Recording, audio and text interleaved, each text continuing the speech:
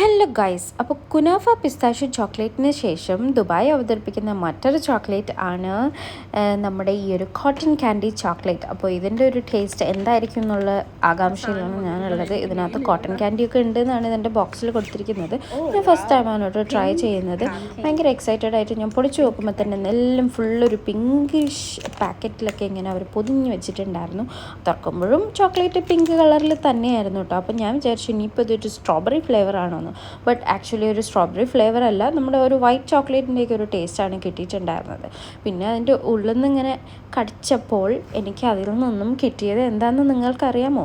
അതിൽ നിന്ന് എനിക്ക് കിട്ടിയത് പിസ്താഷ്യൂവും അതേപോലെ കുനാഫയും പിന്നെ നമ്മുടെ കോട്ടൺ ക്യാൻഡിയും ആ ഒരു മിക്സാണ് കേട്ടോ. അപ്പോൾ ഞാനിത് നിങ്ങൾക്ക് പൊളിച്ച് കാണിച്ചു തരാം.